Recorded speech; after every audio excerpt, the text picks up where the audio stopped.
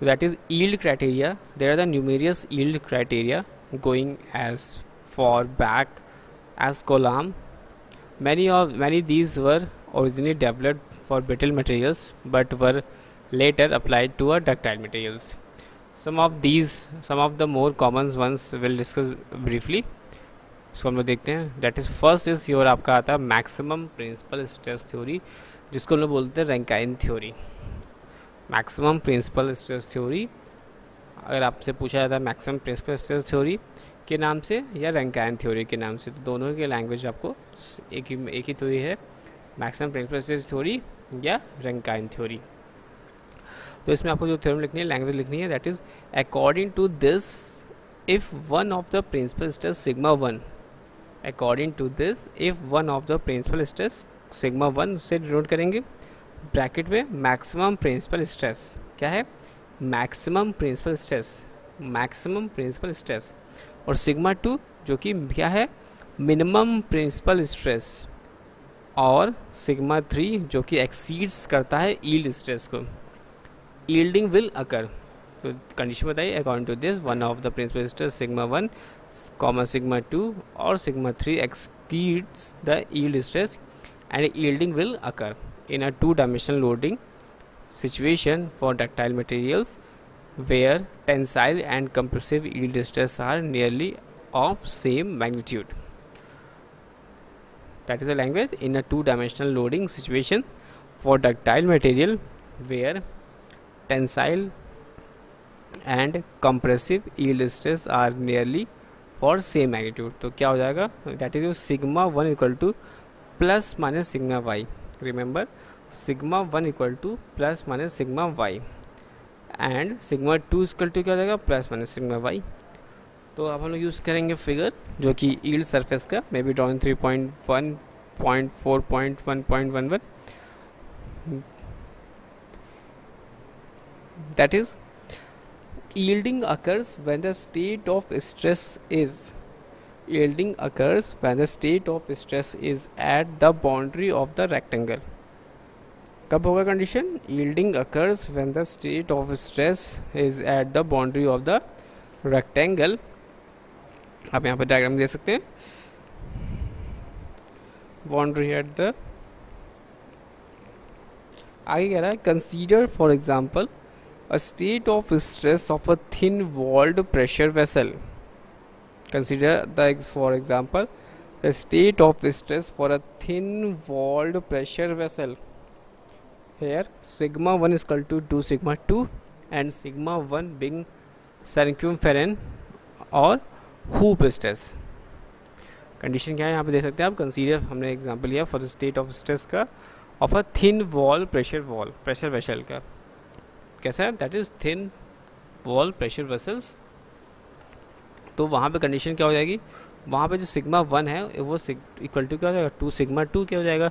और sigma one यहाँ पर हमारा क्या हो जाएगा? Sigma one being the circumferential या हुप स्ट्रेस, और सिग्मा 2 हमारा क्या कहलाएगा? Sigma 2 is the axial stress. यानी सिग्मा वन यानी circumferential stress equal to 2 times axial stress. Sigma one बराबर 2 सिग्मा 2 के. ये हम लोग जो पढ़ रहे हैं वो कौन सी थ्योरम पढ़ रहे हैं? दैट इज़ रैंकाइन थ्योरम, या जिसको हम लोग बोलते हैं मैक्सिमम प्रिंसिपल स्ट्रेस थ्योरी, जिसमें हम लोग किस कंडीशंस को समझने की कोशिश कर रहे हैं. As the pressure in the vessel increase the stress follows the dotted line. आप यहाँ डायग्राम में देख सकते हैं कि as the pressure in the vessel increases the stress follows the dotted line at a point the stress are still within the elastic limit, but at the point B sigma 1 reaches the sigma y. कहाँ पर पहुँच रहा है? sigma 1 reaches the sigma y although sigma 2 is still less than sigma y. फिर से समझ लीजिए, at a point the stress are still within the elastic limit, but at B comma sigma 1 reach sigma y although sigma 2 is still less than sigma y. Yielding will then begin at the point B. This theory of yielding has very poor agreement with experiment.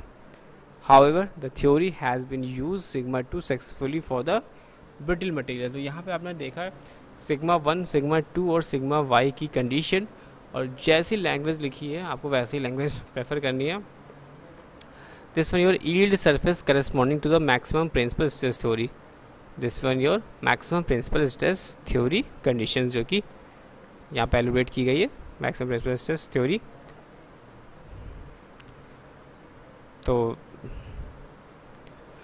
Rankine theory assumes that failure will occur.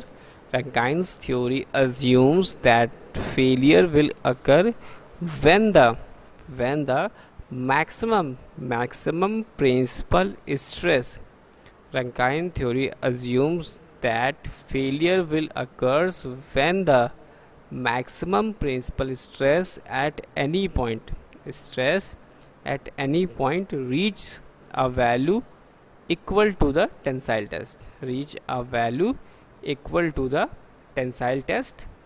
in a simple tension specimen at failure. Rankine theory assumes that failure will occur then when the maximum principal stress at any point reach a value equal to the tensile stress in a simple tension specimen at failure. This theory does not take into the account the effect of the other two principal stresses. Rankine theory is satisfactory for brittle material and not applicable for ductile material. या language देख लीजिए, समझ लीजिए साफ साफ कि Rankine theory is satisfactory for brittle materials and not applicable for ductile material. This theory is called maximum stress theory. The Rankine theory assumed the frictional soil wall interface and vertical wall that is used in mining engineering, widely used to test the soil sample before starting a time.